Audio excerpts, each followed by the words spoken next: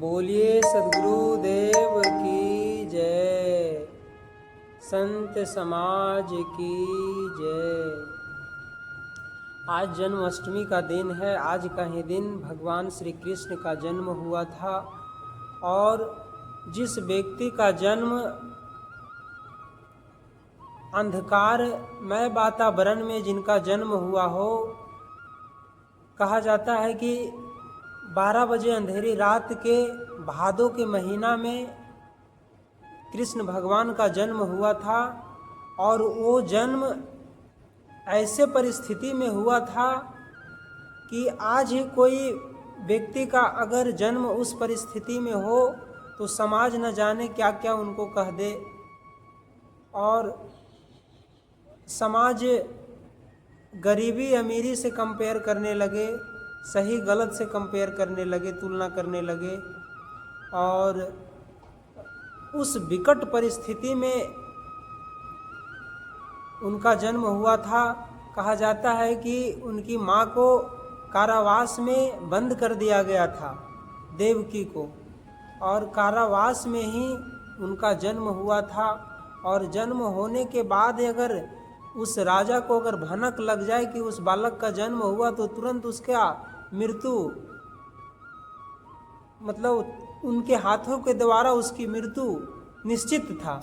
वैसे परिस्थिति में भगवान श्री कृष्ण अपने लंबे आयुष्य को लेकर आए थे, क्योंकि प्राकृतिक जिस व्यक्ति का आयुष्य जितना दिन का होता है उतना दिन वो अपना आयुष्य को जी सकता है।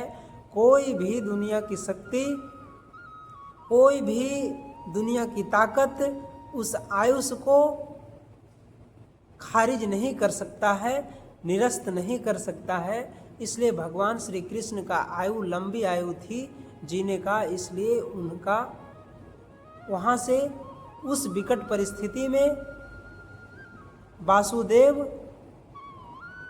जमुना पार करके उनको सही और सेफ्टी जगह पे ले गए।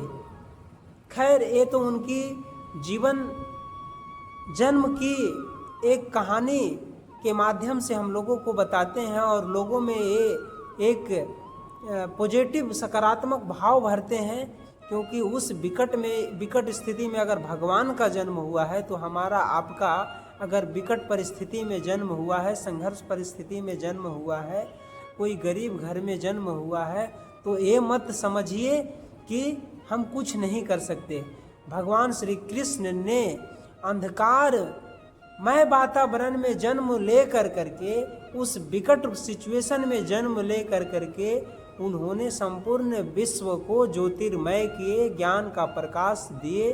ज्ञान से प्रकाशमय वातावरण में धर्म की स्थापना के लिए उन्होंने कर्मण निवास माँ फलेषु पे काम किए और अंततः उन्होंने कर्म का हिसाब किताब संपूर्ण विश्व को समझाए गीता के माध्यम से कि कर्म का हिसाब किताब क्या है, ज्ञान का हिसाब किताब क्या है, धर्म का हिसाब किताब क्या है।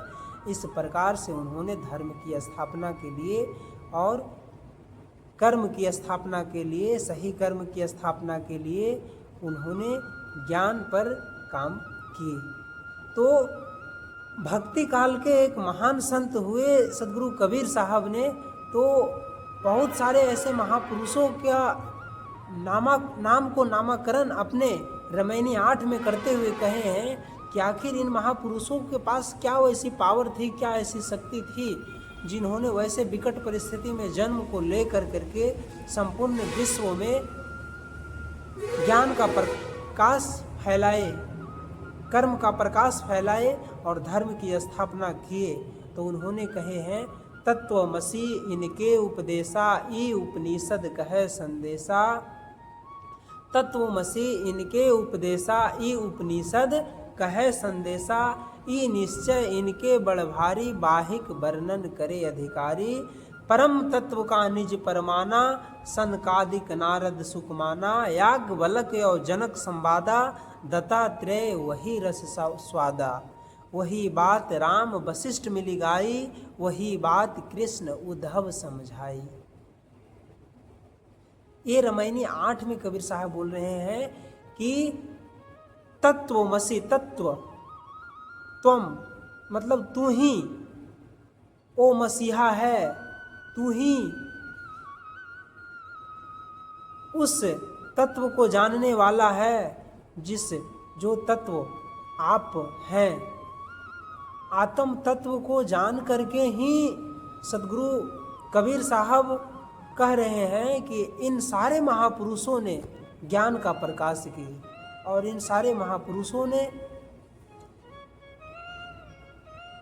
धर्म की स्थापना पर काम किए, धर्म की स्थापना के लिए उस पे अपने सत्य की प्रकाष्ठा को बरकरार रखे। तो यहाँ पे सदगुरु कबीर साहब कह रहे हैं, परम तत्व का निज परमाना, सनकादिक नारद सुख पाना माना। तो उस तत्व का स्वयं परमान है, परम निज है, निज मीन स्वयं होता है। तो परम तत्व का निज परमाना, सनकादिक नारद सुख माना। हे बंधु, उस तत्व का परमान आप स्वयं है, उस शक्ति को आप स्वयं समझ सकते हैं। आत्म तत्व को ही समझ करके वो सारे कर्मों का हिसाब किताब, सही ज्ञान की समझ, धर्म की स्थापना के लिए उन्होंने कार्य किए। इसलिए सर्वोपरि ज्ञान होती है और सही समझ होती है। तो ज्ञान, और उसी पे कह रहे हैं कि कुल मर्यादा खोय के जीवत मुआ न होय, कुल मर्यादा खोय के जीवत मुआ न होय, देखत जो नहीं देखिया अदृष्ट कहावे सोय। मतलब इस समाज में ऐसे ऐसे अंधविश्वास, ऐसे ऐसे अज्ञानता फैली हुई है कि उसमें हम उलझ पुलझ करके नहीं देख पाते हैं सच्चाई को। तो वही बोले, कुल मर्यादा खोय को जीवत मुआ न होय, देखत जो नहीं देखिया अदृष्ट कहावे सोय। तो वैसे इंसान बिना आँख के कहला गए। तो ये आँख तो भौतिक वस्तुओं को देखने के लिए होती है, लेकिन अदृष्ट अंदर की आत्मा से, अंदर की ज्ञान से, आत्म ज्ञान से हमें समझना होगा कि वह कौन सी शक्ति, कौन सी पावर है जिसको समझ करके हम धर्म की स्थापना पे काम कर सकते हैं और अपने जीवन में जीवन को सही दिशा, सही दशा दे सकते हैं। सही दिशा और दशा देने के लिए सबसे पहले आपको अपने आत्म तत्व को समझना होगा, तब आप एक सही और अच्छे जीवन को जी सकते हैं। तो ये सदगुरु कबीर साहब कहीं ना कहीं उन महापुरुषों को बारे में उनके जहन में बात आए होंगे, तब उन्होंने इन सभी को बोले हैं, परम तत्व का निज परमाना, सनकादिक नारद सुखमाना। याग बलक यो जनक संवादा, दत्तात्रेय वही रसवादा। वही बात राम वशिष्ठ मिली गाई, वही बात कृष्ण उद्धव समझाई। और उसमें भी कह दिए कि वही बात जो जनक दृढ़ाई, देह धरे विदेह कहलाई। वही बात को गृहस्थ जीवन में होते हुए जनक उस पे दृढ़ विश्वास किए, देह धर करके भी विदेह कहला गए, ज्ञानी कहला गए। तो ऐसा हम भी बने और ऐसी सद्बुद्धि, ऐसी सद्ज्ञान, ऐसी सही समझ हमें हमारे जीवन में भी हो, ऐसा मैं आशा करता हूँ।